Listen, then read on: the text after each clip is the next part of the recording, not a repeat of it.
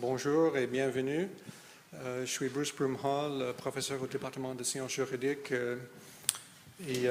Juste quelques points préliminaires. Le Centre d'études sur le droit international et la mondialisation et la faculté de sciences politiques et de droit ont le plaisir aujourd'hui d'accueillir un juriste renommé. Le CEDIM a toujours porté un grand intérêt aux questions liées au développement des normes internationales et le développement des institutions chargées avec leur mise en œuvre. Juste avant de passer la parole à notre doyen qui va présenter notre conférencier d'aujourd'hui, j'aimerais juste remercier les organismes qui se sont associés à la tenue de cet événement. Il s'agit de le GREPI, le groupe de réflexion en droit pénal international et humanitaire, qui rassemble des étudiants et des juristes montréalais qui s'intéressent à la justice internationale et qui a mené un important projet de monitoring du procès Munyaneza ici à Montréal récemment. Le Centre canadien pour la justice internationale, dont je suis membre du conseil scientifique, dont Philippe Kirsch est, je crois, membre de son conseil honorifique et dont plusieurs membres de son groupe de travail montréalais sont ici aujourd'hui, et la Société québécoise de droit international, dont le secrétaire général François Roch est parmi nous aujourd'hui, également professeur au département de sciences juridiques. Et je tiens à mentionner que pour la Société, la conférence d'aujourd'hui a lieu et place de leur conférence annuelle Maximilien Bubeau pour 2009-2010. Alors voilà, et cela étant dit, je passe la parole à René Côté, doyen de la Faculté de sciences politiques et de droit. Merci Bruce. Alors, j'ai le plaisir de vous présenter, j'ai le plaisir et l'honneur de vous présenter Philippe Kirsch. Le juge Kirsch est actuellement juge ad hoc à la Cour internationale de justice dans l'affaire sur les questions concernant l'obligation de poursuivre et d'extrader entre le Belgique et le Sénégal. De 2003 à 2009, il a été le président de la Cour pénale internationale et juge à sa cour d'appel. De 1972 à 2003, il relevait du ministère des Affaires étrangères et du Commerce international du Canada, où il a occupé en particulier des positions d'ambassadeur et de représentant permanent adjoint du Canada aux Nations unies de 1988 à 1992 et de directeur du Bureau des affaires juridiques de 1992 à 1994, de sous-ministre adjoint et de conseiller juridique du ministère de 1994 à 1999 et d'ambassadeur au Royaume de Suède de 1999 à 2003. Le juge Kirsch a plaidé par 2 fois en tant qu'agent du Canada devant la Cour internationale de justice en 1998 et en 1999. Il a été également l'agent du Canada dans des arbitrages internationaux et membre de la Cour permanente d'arbitrage.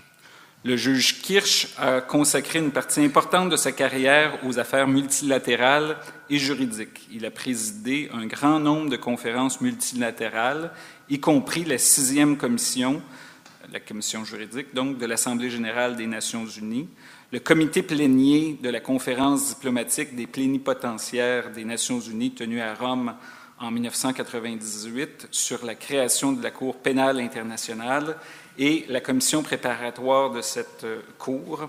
Il a aussi présidé le comité spécial de l'ONU sur la répression des actes de terrorisme et des conférences internationales abordant des questions liées au terrorisme telles la répression des actes illégaux dans les domaines de l'aviation civile, de la navigation maritime et internationale. Il a également été président du comité ad hoc des Nations unies qui a élaboré la Convention sur la sécurité du personnel des Nations unies. En matière de droit international humanitaire, il a été le premier président du Comité national canadien sur le droit humanitaire et membre du groupe des conseillers internationaux du Comité international de la Croix-Rouge. Il a aussi présidé le comité de rédaction de la Conférence internationale de la protection des victimes de guerre et celui des 26e et 27e conférences internationales de la Croix-Rouge et du Croissant-Rouge. Le juge Kirsch est membre du barreau du Québec. Il a été nommé Queen's Counsel en 1988. Il a écrit un bon nombre d'articles concernant la Cour pénale internationale et d'autres sujets du droit international. Il a reçu, et là je sors un peu de sa présentation plus formelle, il a reçu des mains de notre recteur un doctorat honorifique le 6 mai 2003, date à laquelle il y avait d'ailleurs mon collègue Pierre Jasmin qui est ici dans la salle, qui avait joué pour lui une sonate qui avait été bien appréciée à ce moment-là.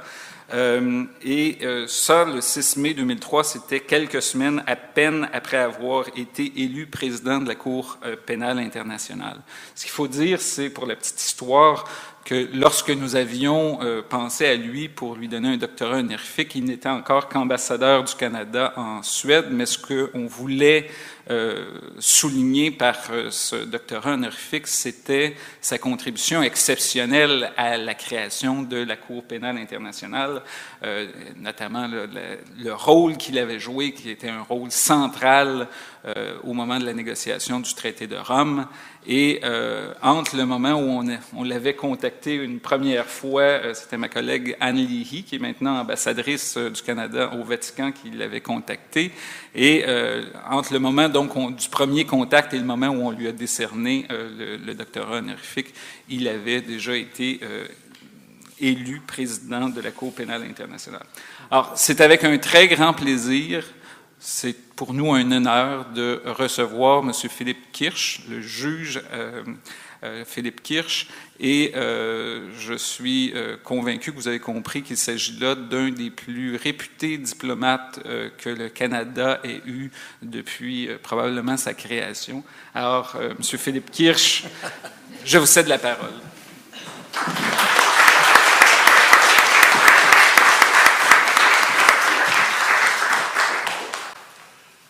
Merci beaucoup, Monsieur le Doyen, de votre introduction vraiment généreuse. Merci aussi, Professeur Broomhall, de votre accueil et de m'avoir amené ici. Je suis très content de vous voir là. En fait, je suis rassuré de vous voir là, parce que quand il m'a pris en voiture, il m'a jamais dit ça avant. Et le professeur Broomhall dit, à propos, je ne vous l'ai jamais dit, mais il y a un petit peu d'agitation à l'université. Et si vous avez 3-4 personnes dans la salle, vous serez bien chanceux. J'aime les atmosphères intimes, mais il y a quand même des circonstances où c'est mieux d'en avoir plus. Donc, il y a 12 ans, la Cour pénale internationale est créée sur le papier à Rome. Il y a 7 ans, la Cour pénale internationale est créée en réalité et commence à fonctionner. Et dans 2 mois, il va y avoir une conférence à Kampala qui va réviser, qui était là pour réviser le statut de la Cour pénale internationale. Alors la question, c'est qu'est-ce qu'on peut attendre de cette conférence de Kampala dans 2 mois? Et la réponse dépend de ce qui s'est passé entre Rome et maintenant. Alors, qu'est-ce que la conférence de Rome a vraiment essayé de faire? Il y a 2 choses sur lesquelles tout le monde s'entendait. On voulait une cour permanente qui rendrait possible de traiter de crimes qui seraient commis à l'avenir sans devoir chaque fois créer un tribunal spécial comme on l'avait fait pour la Yougoslavie et pour le Rwanda. Et puis on était d'accord aussi pour dire que cette cour pénale n'interviendrait que si le système national ayant compétence ne serait pas capable ou n'aurait pas la volonté de traiter de crimes majeurs. Par les crimes majeurs, j'entends essentiellement le génocide, les crimes contre l'humanité et les crimes de guerre. Cette idée-là datait de la guerre mondiale, la Deuxième Guerre mondiale. Donc, je sais ce que vous pensez, vous êtes en train de faire vos mathématiques, vous êtes en train de dire, OK, on attend 50 ans, l'affaire est remise au programme des Nations Unies en 89, la Cour est créée en 98, donc ça a été facile. Non, ça n'a pas été facile. Ça n'a pas été facile parce qu'au-delà des choses que j'ai déjà mentionnées, il y avait des différences énormes entre les États sur le type de cour qu'on voulait.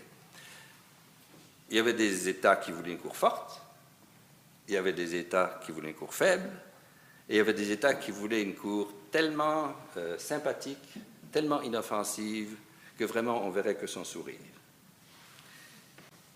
Et donc l'idée de Rome, c'était d'essayer de créer un équilibre entre tout ça, parce que si on crée une cour très forte sur papier, mais où tout un paquet d'États développés ne participeraient pas, le bébé était mort-né.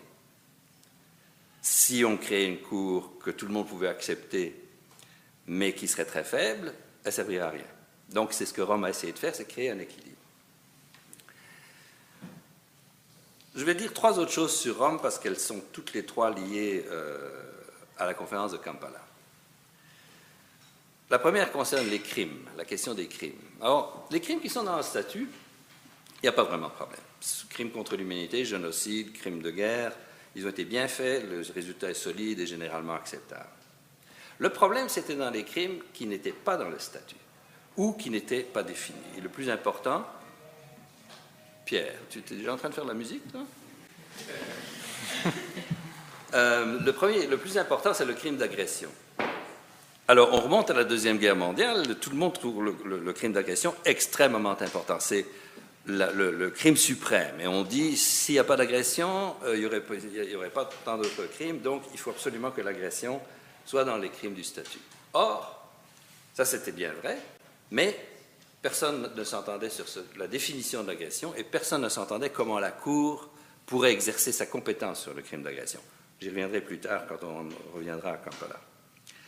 Donc, la solution, c'est qu'on met le crime de l'agression parmi les autres crimes, mais la Cour ne peut pas exercer sa compétence dessus, parce que les conditions essentielles pour le faire ne sont pas là. Ça, c'est pour le crime d'agression.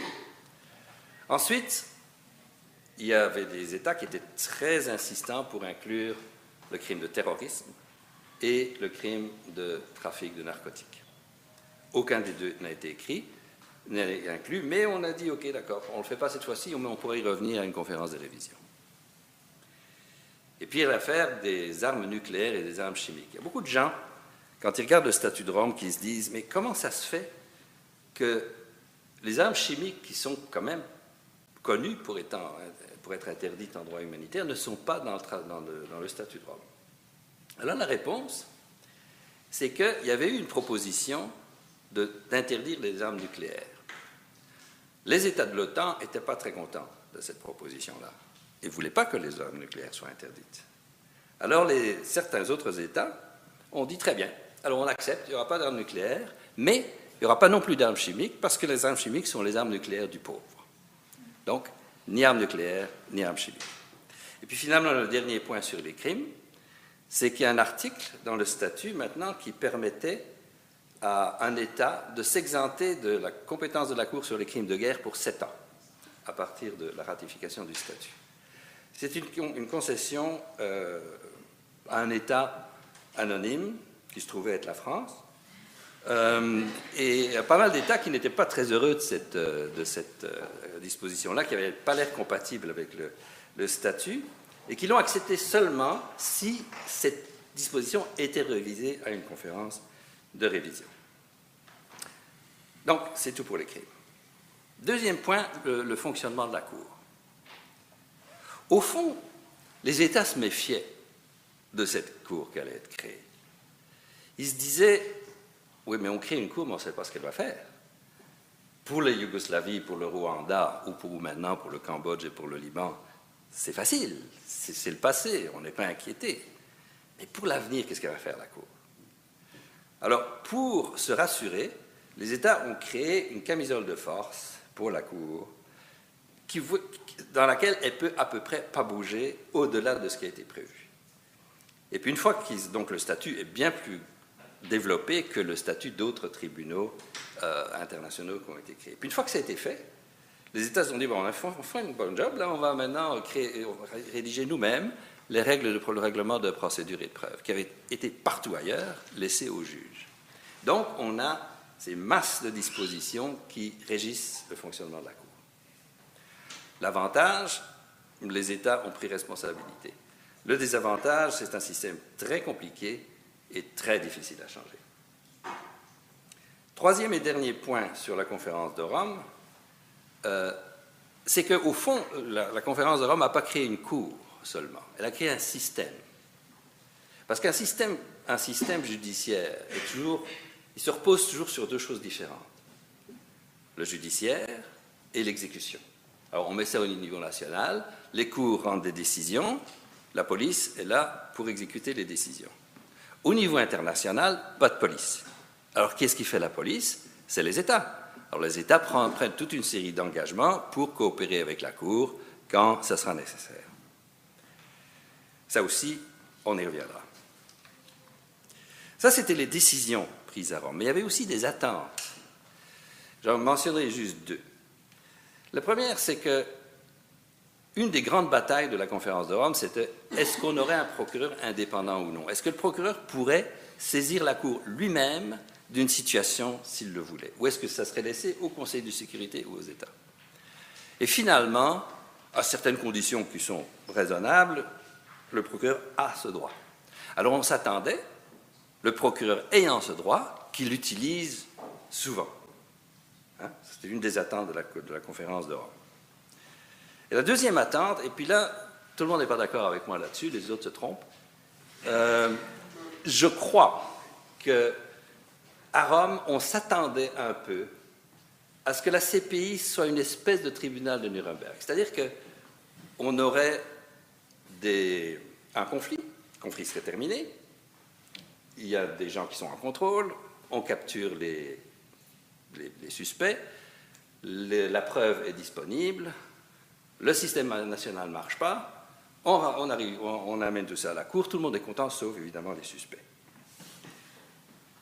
Ça, ce sont les deux attentes que je voulais vous mentionner. Vous êtes toujours avec moi, là? Bravo. Maintenant, j'en arrive à la vie de la Cour. Alors, depuis 2003, quand la Cour a été créée, 4 situations lui ont été référées. République démocratique du Congo, Ouganda, République centrafricaine, qui ont été référées à la Cour par ces États eux-mêmes, pas par d'autres États, par ces États eux-mêmes. Et puis, la dernière situation, c'est la situation à Darfour, au Soudan, qui a été référée à la Cour par le Conseil de sécurité. Alors, qui sont les suspects? Dans la plupart des cas, les suspects sont des chefs de milice, des chefs de guerre, des gens qui sont au milieu. Dans le cas de la République centrafricaine, l'accusé est un ancien vice-président du Congo, ancien sénateur du Congo, donc là, on en arrive déjà à un niveau beaucoup plus élevé. Et dans le cas de Darfour, évidemment, il y a eu d'abord non seulement un ministre du gouvernement soudanais, mais ensuite, finalement, le président Bachir, qui est l'objet d'un mandat d'arrêt. Parlant de mandat d'arrêt, 13 mandats d'arrêt ont été délivrés depuis le début de la Cour, 4 ont été exécutés. Donc, vous voyez déjà, problème, là. La police internationale, ça ne marche pas comme la police nationale. Alors, quelles sont les charges? Les premières charges, dans le cas du Congo, étaient limitées à la conscription d'enfants soldats et l'utilisation d'enfants soldats. Et là, contre deux chefs de guerre différents. Puis là, ce sont les deux noms que je vous demanderai de retenir parce que j'y reviendrai. Un, c'est Lubanga, et l'autre, c'est Ntaganda. D'accord? Lubanga arrêté, Ntaganda pas arrêté. Pour le reste des charges, c'est une combinaison de crimes de guerre et de crimes contre l'humanité. Meurtre, viol, esclavage sexuel, exploitation d'enfants évidemment, attaque de civils, torture, actes inhumains, enfin, des crimes qui vraiment étaient les raisons pour lesquelles on avait créé une Cour pénale internationale. Dans le cas du président Béchir, il y a eu aussi une demande du procureur qu'on ajoute la charge de génocide que la Chambre préliminaire a rejetée. On a fait appel, le procureur a fait appel, et la Chambre d'appel a dit on ne détermine pas qu'il y a génocide, qu'il y a crime de génocide, mais on dit que la Chambre préliminaire a utilisé un niveau de preuve trop élevé pour déterminer qu'il y avait génocide. Donc, retour à la Chambre préliminaire, elle doit de nouveau regarder cette question-là. Voilà pour les situations et affaires. Maintenant, on retourne à ce qu'on pensait que le procureur allait utiliser tout le temps, ses pouvoirs de saisir la cour de situation. Il l'a fait une fois. Il l'a fait une fois dans le cas des violences post-électorales au Kenya. Il a demandé donc l'autorisation à une chambre préliminaire, c'est une autorisation qu'il a besoin d'avoir pour faire ça, de commencer une enquête au Kenya. En votre honneur, La Chambre préliminaire a décidé aujourd'hui de donner son autorisation au procureur d'entamer une enquête au Kenya. Vous êtes content? OK. Donc, pourquoi est-ce qu'il a été si timide dans cette demande d'enquête? Parce que le procureur s'est dit depuis le début, moi, je vais avoir besoin de la coopération des États. Si je me lance dans toutes sortes d'aventures et que je n'ai pas la coopération des États, la Cour ne va pas marcher. Donc, je vais faire attention à ce que je fais. Enfin, c'est ce qu'il dirait s'il était ici, je pense. Mais le procureur a quand même reçu des milliers de communications depuis la création de la Cour qu'il peut utiliser pour déterminer s'il a assez d'informations pour commencer une enquête ou non. Dans 2 cas, alors la plupart de ces communications ont été rejetées tout de suite, parce qu'elles ne rencontraient pas les exigences du statut. Mais dans 2 cas, en 2006, il a pris une décision, il l'a communiquée. Dans les 2 cas, c'était de ne pas commencer une enquête.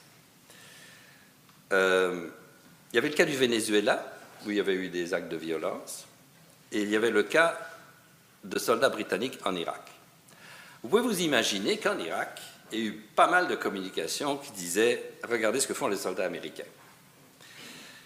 Et le procureur, et il avait raison, a dit « Je ne peux pas m'occuper de ça, parce que pour que la Cour fonctionne, il faut avoir le consentement d'un de 2 États, soit l'État de la nationalité de l'accusé, soit l'État du territoire où le crime a été commis. Il n'y a pas la compétence universelle. Or, dans ce cas-là, ni les États-Unis ni l'Irak n'avaient accepté la compétence de la Cour, donc ce n'était pas possible juridiquement de le faire. Alors, les communicateurs se sont rabattus sur le Royaume-Uni, qui lui avait ratifié le statut de la Cour. Alors là, dans les 2 cas, le procureur a dit le niveau de crime allégué n'est pas assez grave que pour arriver dans la Cour pénale internationale. Ça concerne seulement un nombre limité d'individus, et dans le cas du Venezuela, il a conclu qu'il n'y avait pas vraiment de crime contre l'humanité. Puis dans le cas du Royaume-Uni, il a dit aussi, de plus, toutes les affaires qu'on me raconte là, sur les crimes commis par les soldats sont maintenant devant les tribunaux nationaux du Royaume-Uni. Donc on en revient à la case départ, que le principe, c'est vraiment pas l'international. L'international, c'est un instrument de dernier ressort. Le principe, c'est que l'État lui-même doit faire son travail, et le Royaume-Uni le faisait. Le procureur continue à suivre certaines questions. En Afghanistan, en Colombie, en Géorgie, en Guinée et en Palestine. Alors là, c'est la patate chaude, la Palestine. Parce que pour que quelque chose puisse arriver devant la Cour, il faut que ça soit un État. Donc, le procureur, pour déterminer s'il a compétence ou non, doit déterminer que la Palestine est un État ou n'est pas un État. Alors, bonne chance, procureur. Il traîne là-dessus, puis franchement, je ne le blâme pas. Au fond, l'objectif du procureur, c'est très clair, c'est pas d'amener des nouvelles affaires à la Cour. C'est que les systèmes nationaux ou les systèmes locaux fassent leur travail. Et lui, il met de la pression sur les États pour faire ça. Ce n'est pas une stratégie qui est tout à fait sans risque, parce que si la Cour, tout d'un coup, cesse de faire quoi que ce soit, là, l'épée de Damoclès qui plane, elle ne va plus planer beaucoup. Et puis les gens vont se dire, au fond, c'est un tigre de papier, on s'en fiche. Ça, c'était sur les pouvoirs proprio motu du procureur. Maintenant, je passe à la conduite des procédures et à la littérature québécoise. Au fond, il y a 2 questions qui se posent dans la conduite des procédures jusqu'à présent. Est-ce que les procédures ont été équitables et est-ce qu'elles ont été efficaces?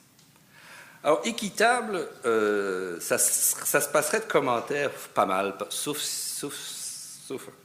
la littérature québécoise, parce que je pense qu'il n'y a pas vraiment de grande controverse là-dessus. Oui, le président Bachir dit oui, c'est un cours qui est piloté par le néocolonialiste américain, tout ça. Bon. Mais quand on regarde vraiment ce que la Cour fait, et les décisions de la Cour, tout ça, c'est très raisonné, c'est très serré, et les juges sont très attentifs à ne pas porter préjudice aux accusés. Ça se voit, par exemple, parce qu'il y a tout un paquet de charges qui ont été rejetées par la Cour dans toute une série d'affaires, et il y a un rebelle soudanais sur lequel la chambre préliminaire a complètement rejeté toutes les charges. Et il a dit, le procureur, je ne sais pas de quoi il parle, il n'est pas coupable, le gars, on le laisse aller. Donc ça, c'est un exemple. Mon deuxième exemple, c'est Lubanga. Alors Lubanga, c'est très intéressant, le cas Lubanga. Alors ici, là, faites attention, là, c'est du droit, là, pour 2 secondes. Le procureur a 2 obligations parallèles. Sa première obligation, c'est qu'il peut obtenir de l'information de certaines sources confidentielles, cette information qui n'est pas des preuves, mais dont il peut servir pour obtenir des preuves. Mais ces sources peuvent dire au procureur, vous ne pouvez pas utiliser cette information si on ne vous donne pas l'autorisation. Okay? Donc c'est confidentiel, à moins que les sources soient d'accord. Ça, c'est la première chose. La deuxième chose, c'est que le procureur a l'obligation de divulguer toute information qui tend à démontrer l'innocence d'un accusé. Or, dans les informations qu'il reçoit sur l'Ouganda de ces sources confidentielles, il y en a qui tendent à prouver l'innocence de l'accusé. Et alors là, les sources confidentielles disent, vous mettez la confidentialité. Vous gardez la confidentialité, on n'est pas d'accord pour que vous apportiez ça à la Cour.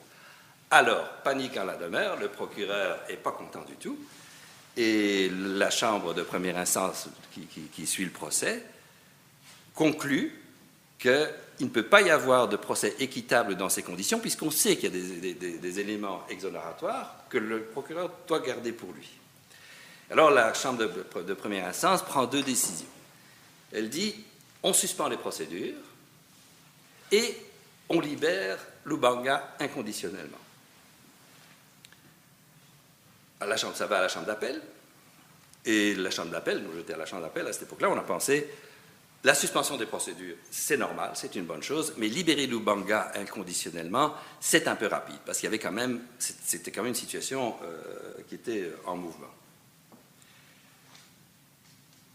Imaginez-vous que quelqu'un a écrit un roman là-dessus. Un ennuyeux roman, vous me direz. Mais non, c'est un roman qui vraiment se lit très bien. C'est Gilles Courtemanche qui a écrit ce roman-là. Alors Gilles Courtemanche, son roman, je ne le connais pas, je fais de la publicité gratuite comme ça, mais je n'ai pas d'intérêt personnel. Son roman s'appelle « Le monde, le lézard et moi ». Et dans ce roman, le personnage principal... Alors, Courtemanche s'arrête à la chambre préliminaire. On dirait qu'il n'y a pas de chambre d'appel. Il suit le raisonnement de la chambre préliminaire et Lubanga, dans ce roman, qui s'appelle Kabanga. Et le juge président dans le roman s'appelle Fulton, alors que le juge président dans la réalité s'appelle Fulford. Et moi, si j'étais Fulford, là, je poursuivrais Courtemanche pour ce qu'il dit. En tout cas, alors, donc, vous avez le personnage principal, Kabanga est libéré, le personnage principal, Saladin, il travaille au bureau du procureur, le personnage là-dedans. Alors, il quitte, il abandonne, il est furieux et il va au Congo poursuivre Lubanga. J'ai essayé ce livre parce que je voulais savoir ce qui arrivait au lézard. Et c'est intéressant ce livre parce que ça montre 2 choses. Ça montre que si la justice internationale ne marche pas, on tombe tout de suite dans des actes de vengeance individuelle. Mutatis mutandis, mais ça arrive. La deuxième chose, et ça c'est le personnage principal, hein, je ne dis pas que Courtemanche pense ça, mais ce que je pense que Courtemanche pense, c'est difficile à dire cette phrase, c'est que le procureur est le héros, et les juges, ils sont conservateurs, c'est pas possible. Et donc, finalement, ce qui dégage de ça, c'est que si un procès a lieu en respectant les droits de l'accusé et que l'accusé est libéré à cause du respect de l'équité des procédures, la justice ne marche pas. Là, je ne suis pas d'accord. Et là, je pense que c'est Courtemanche qui pense ça, pas seulement son personnage. Qu'est-ce qui arrive au lézard? Qu'est-ce que le lézard a à faire là-dedans, vous allez me demander? Mais c'est parce que ça n'a rien à voir avec ma présentation, ça devrait être édité là plus tard, mais c'est que le personnage du roman, il est bizarre. Il a de gros problèmes de communication avec les femmes. Ben non, on en a tous, hein? OK, d'accord. Mais lui, il est pire. Il est pire et finalement, il se retrouve avec ce lézard comme son seul copain. Voilà, c'est un peu triste comme histoire. Mais c'est pour ça que voilà. Ça vaut la lecture quand même. Bon, on en était à l'équité, maintenant on passe à l'efficacité. Alors ça, c'est plus problématique parce que si on voit les faits froidement, là, froide lumière du matin, on voit qu'en 7 ans, pas un seul procès n'est terminé. Ça fait pas riche. Alors pourquoi est-ce que c'est comme ça? En partie, la Cour a sa part de responsabilité. Il y a des méthodes de travail qui ont été utilisées au début qui étaient vraiment catastrophiques. Moi, je me rappelle, la Cour d'appel, la Chambre d'enfant, je ne veux dire du mal de personne, mais je trouvais que ça ne marchait pas très bien. Et puis, les parties au procès sont très, très imaginatifs quand il s'agit de créer des obstacles de procédure. Mais ce n'est pas les raisons principales. Une des raisons, c'est que la Cour, la CPI n'a jamais de situation qui lui est donnée comme ça. Pas comme la Yougoslavie, bon, d'accord, c'était les crimes commis dans l'ex-Yougoslavie, le Rwanda, c'était au Rwanda. Tandis que la CPI, elle doit d'abord passer une série de procédures pour démontrer si elle a compétence et admissibilité sur les situations qu'elle reçoit. Ça prend du temps. Une deuxième raison, c'est qu'on a créé une chambre préliminaire en plus de la chambre de première instance. Ça, c'était parce qu'on essayait de tirer les leçons du tribunal pour l'ex-Yougoslavie. Les procès pour l'ex-Yougoslavie avaient été un mélange de choses qui avaient trait à l'accusé et de choses qui étaient préliminaires. Par exemple, est-ce qu'on a un conflit armé? Est-ce que ce conflit armé est international ou non international? Alors, toutes ces affaires-là, c'était traité dans le procès. Donc, c'était brouillon. Et donc, on s'est dit, OK, on va avoir une phase préliminaire avec une chambre préliminaire d'abord, qui va déterminer la compétence, la recevabilité, qui va émettre les mandats d'arrêt et qui va confirmer les charges et surveiller le procureur. Le problème, c'est que cette phase préliminaire est beaucoup plus longue que ce qu'on pensait et surtout que les mêmes choses se passent en chambre préliminaire et en chambre de première instance, qui n'est pas lié. Donc, par exemple, et là, c'est vraiment ma troisième question, mais si on en arrive à une question, quels sont les droits des victimes pour participer aux procédures? Une chambre préliminaire va dire X et la chambre de première instance va dire Y, personne n'est lié, donc il y a beaucoup de chevauchements. Et puis enfin, donc il y a la participation des victimes. La participation des victimes, je pense que c'est quelque chose qui va rester. C'est un développement de la justice pénale internationale qui est positif, mais c'est très, très, très compliqué à gérer. Les droits des victimes, exactement. Où est-ce que ça commence, où est-ce que ça s'arrête? On a eu des paquets d'appels sur les droits des victimes, sur des questions complètement différentes, et pour moi, la question n'est pas réglée.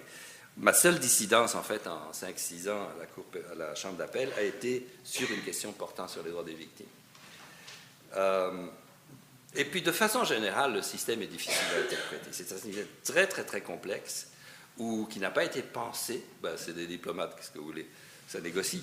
Alors, oui, la structure est un petit peu cohérente, mais quand on en arrive au détail, 3 heures du matin, je te donne ceci si tu me donnes ça, puis on oublie les dispositions qui sont liées, qui viennent avant et après.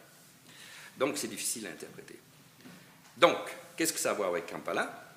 C'est qu'on pourrait se dire que ce serait une bonne occasion de regarder le système, comment le système fonctionne, et est-ce que le système devrait être modifié un petit peu. Une autre raison de lenteur, c'est la raison extérieure. Puis là, il y a les raisons qui tiennent au terrain.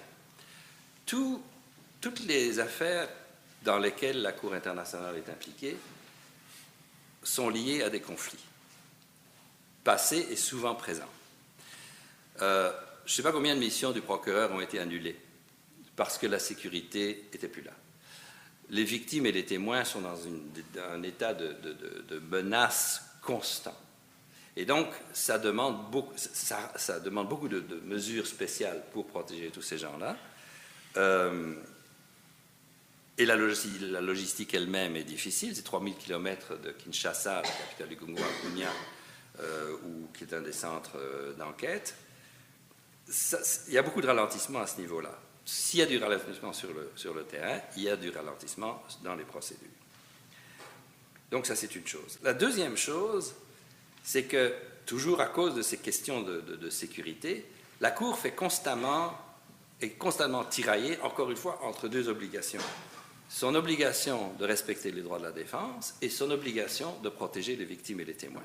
Et alors la défense va évidemment toujours dire on n'en a pas assez, on n'a pas assez de renseignements, la personne qu'on défend n'est pas traitée correctement. Et ça nous amène, les conflits, à l'environnement dans lequel la CPI opère.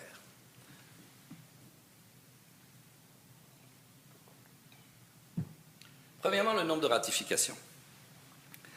Aujourd'hui, il y a 111 États qui sont partis au statut. C'est pas mal. C'est pas mal quand on pense que la Cour internationale de justice et sa mère, la Cour permanente de justice internationale, après 60 ans d'existence ou quelques, à peu près une soixantaine d'États qui ont accepté sa compétence obligatoire. Donc 111 États pour la Cour pénale, c'est un bon début. Le problème n'est pas tellement dans le chiffre. Le problème, c'est que certaines régions sont vraiment sous-représentées. L'Europe, très bien, l'Afrique, très bien, l'Amérique latine, très bien, mais l'Asie, beaucoup moins bien, et le Moyen-Orient, à peu près absent, à l'exception de la Jordanie.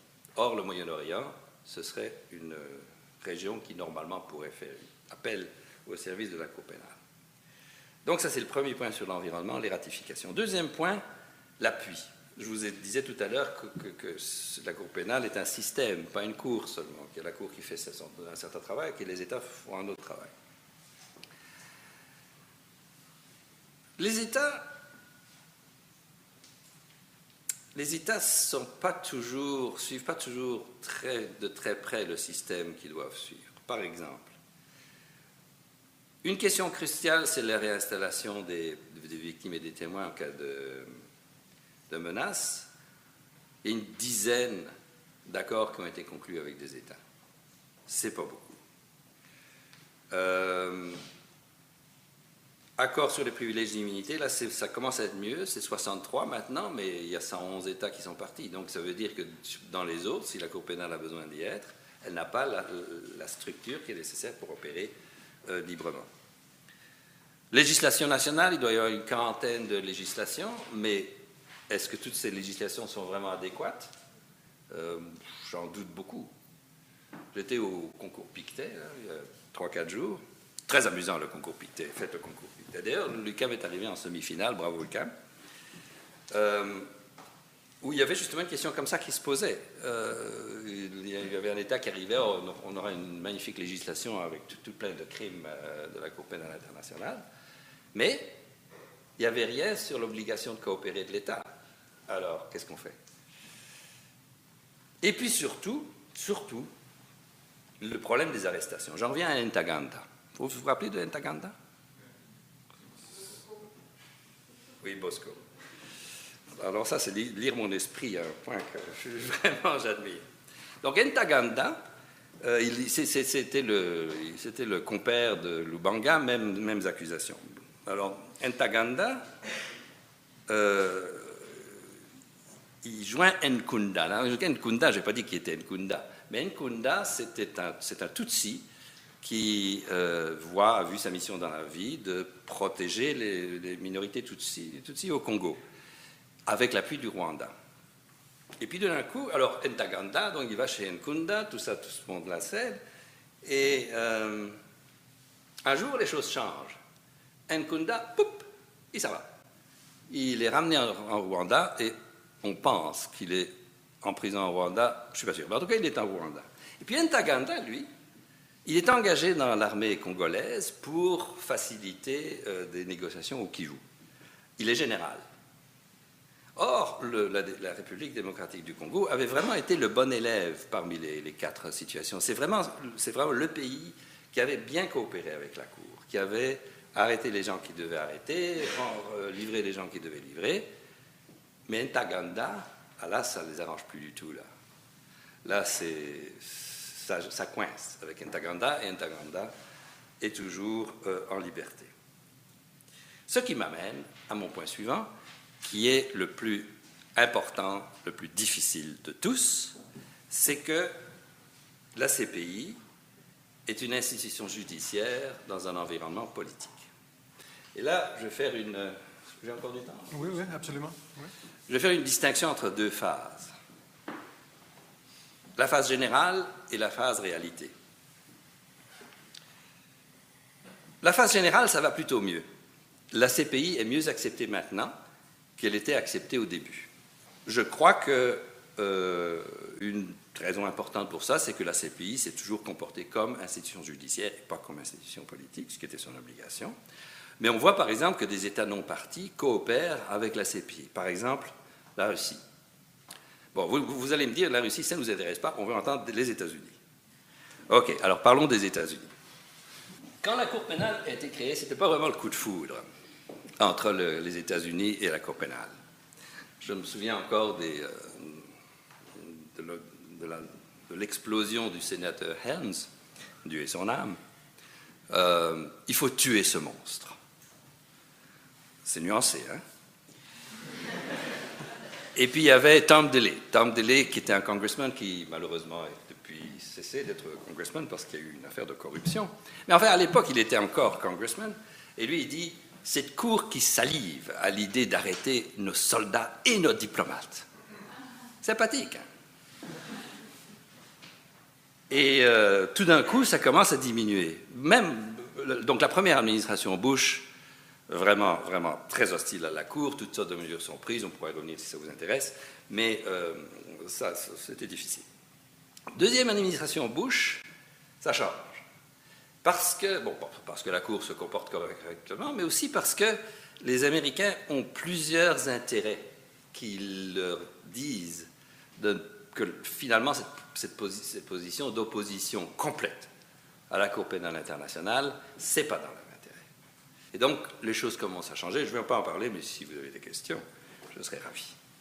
Et puis là, ça commence à être très différent avec l'administration Obama. L'administration Obama, elle était très hésitante au début, mais la semaine dernière, l'ambassadeur des crimes de guerre, l'ambassadeur Rapp, a dit que les États-Unis étaient prêts à coopérer dans les situations qui sont devant la Cour pénale internationale. Donc, ces 4 situations. Et une législation a été adoptée, je ne connais pas les détails, je demandais au professeur Beaumont, qui normalement connaît toujours les choses avant moi, mais dans ce cas-ci, ça n'a pas marché, qui de façon générale, dit on peut utiliser la force contre l'armée de résistance du Seigneur, donc l'organisation rebelle en Ouganda qui a commis tellement de crimes dans les dernières années. Est-ce que la ratification américaine est pour demain? Vraiment pas. Ça va prendre très longtemps avant que les États-Unis deviennent partie à la Cour, s'ils deviennent jamais partis. Mais pour moi, en tant que praticien du droit, ce n'est pas tellement important. Moi, ce que je trouve important, c'est que les États-Unis coopèrent. Et ça, il y a une bonne chance que ça commence. Donc ça, c'était la phase générale, phase 1. La phase 2, c'est que tout d'un coup, on commence sur cette situation et puis on se heurte à des réalités qui font mal. Tous ces conflits dont je parlais, c'est pas seulement, ça ne crée pas seulement des problèmes pratiques de coopération, c'est que tous ces conflits sont aussi liés à des situations politiques. Dans les 4 situations, je ne vais pas commencer à entrer dans les détails, mais dans les 4 situations. Et alors là, est-ce que la justice est en travers de la paix? Ça, évidemment, c'est la question qui commence à se poser. Et c'est une question qui devient facilement confuse, parce qu'on commence à mélanger le rôle de la justice et le rôle du politique. On commence à se dire que la Cour pénale internationale devrait faire des choses que le Conseil de sécurité devrait faire. Par exemple, en Ouganda, suspendez les mandats d'arrêt. Maintenant, l'armée de résistance du Seigneur négocie, c'est tout ce qu'on voulait, rentrez chez vous, rhabillez-vous et suspendez les mandats d'arrêt. Bon, une cour, ça ne marche pas comme ça. Un tribunal, ça ne marche pas comme ça. Une fois qu'il y a un processus judiciaire en route, il doit continuer. Évidemment, ça c'était l'Ouganda, mais la situation a été bien plus difficile encore, évidemment, au Darfour.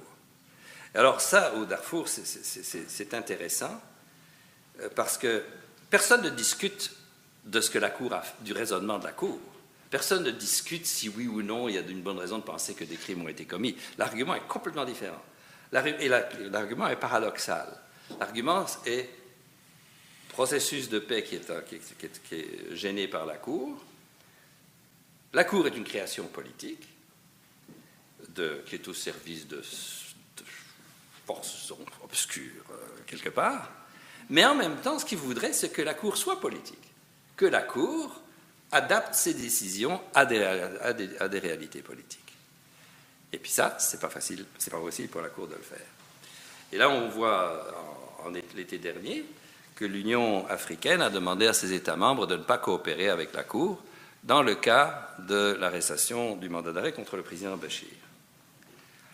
Ce qui ne règle absolument pas la question pour les pays africains. Parce que les États africains qui sont partis au statut de la Cour ont l'obligation de coopérer avec la Cour. Et il y a un certain nombre de pays africains qui ont signalé plus ou moins discrètement au Soudan « On vous invite, président Bachir, mais est-ce que, s'il vous plaît, ne venez pas ?» Et donc, on voit quand même qu'il y a un impact, qui n'est pas un impact immédiat, qui n'est pas un impact direct, mais il n'y a pas non plus eu d'impact direct ou immédiat sur Milosevic ou sur Charles Taylor. Ça prend du temps, toutes ces choses-là. Mais on voit qu'il y a des choses en marche. On arrive à Kampala. Je suis toujours dans mes temps? Oui, oui. Bon. Et puis on commence par les crimes. Alors, il y a l'article donc qui permet à un État de s'exenter de la compétence de la Cour pour crimes de guerre pendant 7 ans.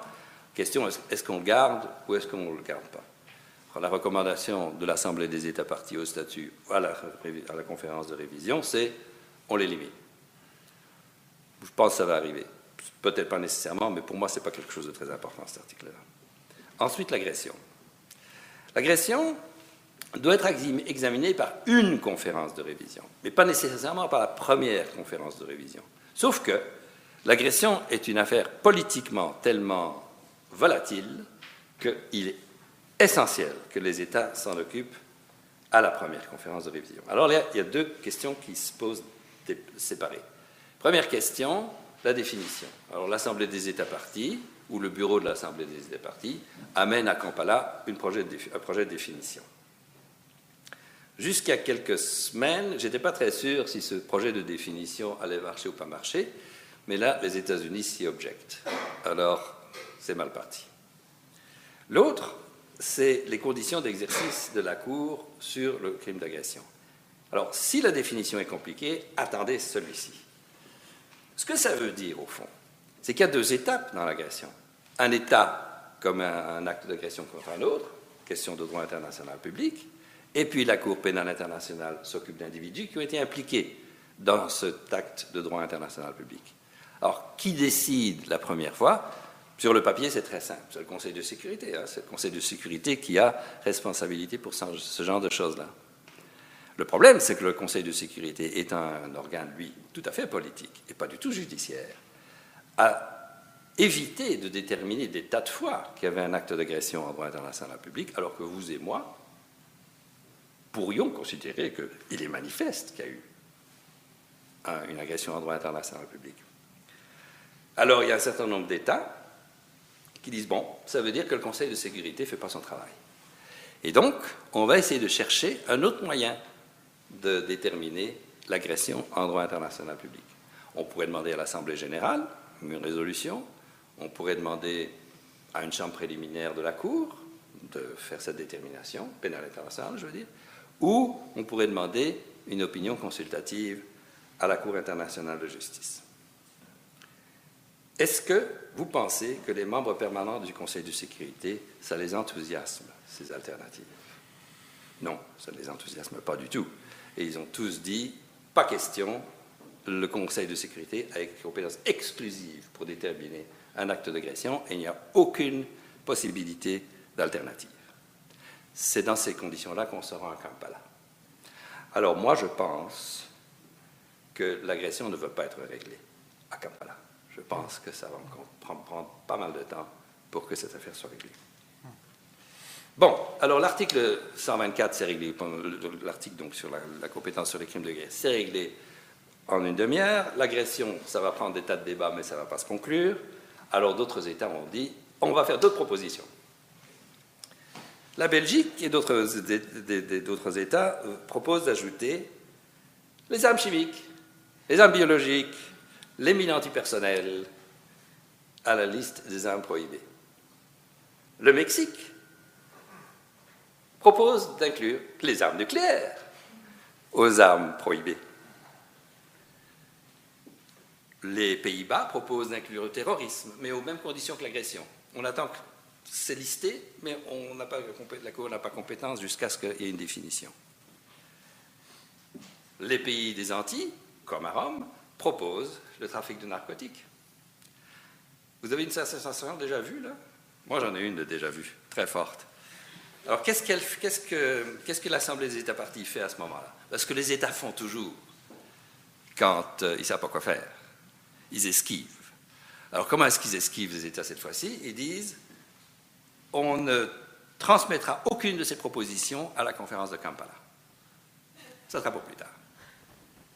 Bon.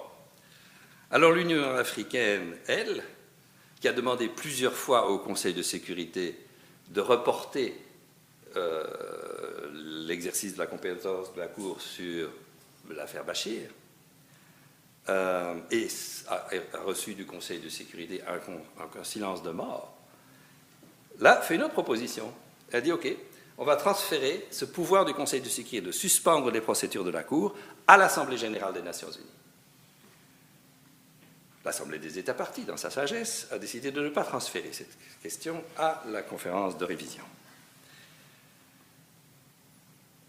Alors, qu'est-ce qu'on fait à la conférence de révision?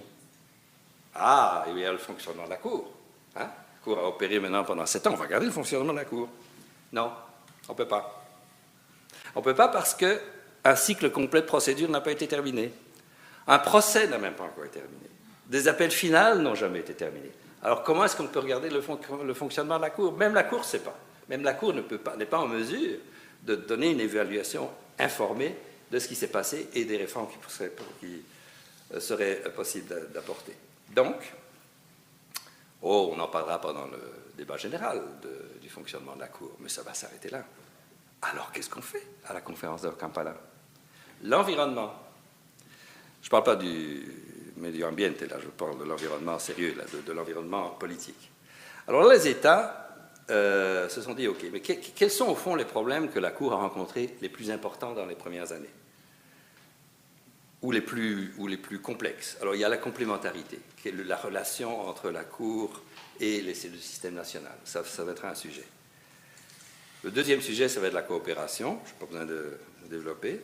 Troisième sujet, ça va être l'impact de la Cour sur les victimes et les populations affectées. Et le quatrième sujet, ça va être la relation entre la paix et la justice.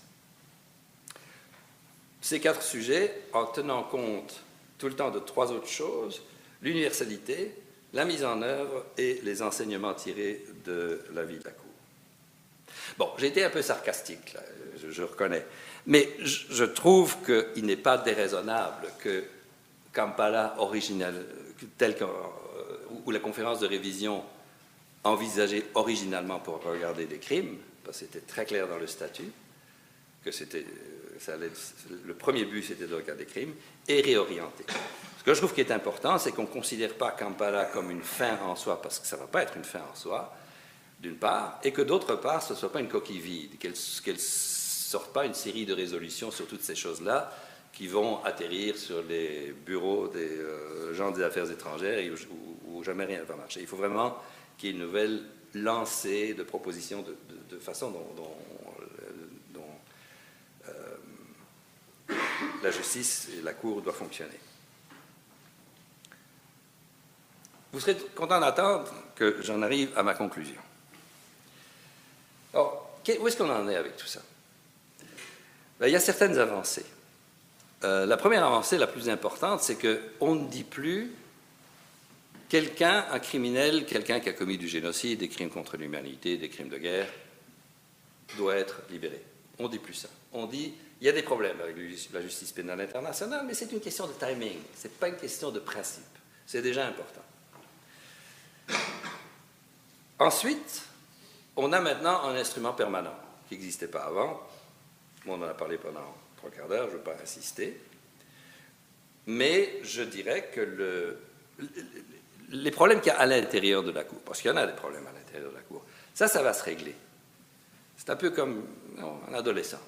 Vous connaissez les adolescents, c'est fatigant. Mais finalement, ça devient adulte et puis bon, ça va.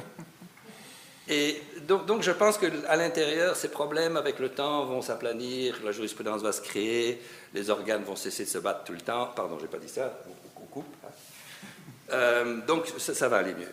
Mais le résultat de la Cour, ça va vraiment dépendre de l'environnement dans lequel il opère et de l'appui qu'elle reçoit. Il y a eu des résultats dans les premières années qui sont plus spécifiques. Un des résultats, que je ne détaille pas, mais c'est qu'il y a eu un certain effet de prévention de crime. Ce qui, pour moi, est une des composantes essentielles de la création d'une cour, c'est que des crimes ne soient plus commis. C'est embryonnaire, mais ça existe. Et c'est démontrable. L'autre aspect positif, résultat positif, c'est qu'il y a quand même un certain nombre d'États qui ont été forcés de regarder leur propre système, voir s'il marchait, voir s'il ne marchait pas, voir ce qu'ils pourraient y faire.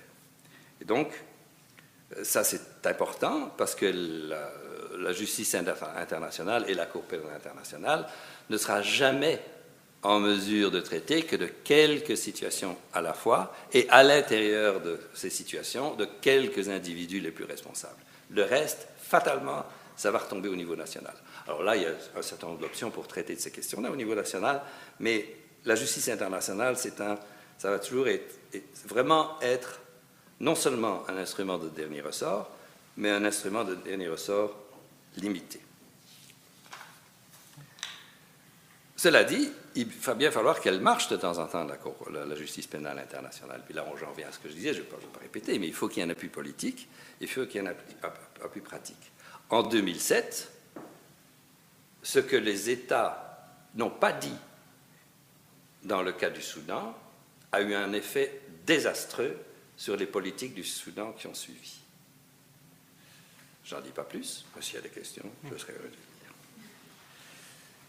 Maintenant, en revenant, au-delà de ça, au-delà de ces questions pratiques, ce que j'ai toujours trouvé depuis le tout début, c'est que le pire ennemi de la justice pénale internationale ou de la Cour pénale internationale, c'est l'ignorance. On ne comprend pas ses possibilités, on ne comprend pas ses limitations. Et donc, on se dit, comment ça se fait qu'elle ne fait pas, que la Cour ne fait pas ceci ou cela à tel moment? Il y a des raisons. Mais quand on regarde ça, on a l'impression que c'est un système qui ne marche pas, c'est une Cour qui ne vaut pas la peine, tout ça. Et la confusion, ça crée aussi beaucoup de confusion entre le politique et le judiciaire. On s'attend à ce que le judiciaire fasse quelque chose que le politique devrait faire. Et alors, ça reste quand même un monde de spécialistes, la justice pénale internationale. C'est les gouvernements, c'est les universités, c'est les ONG, c'est les praticiens du droit.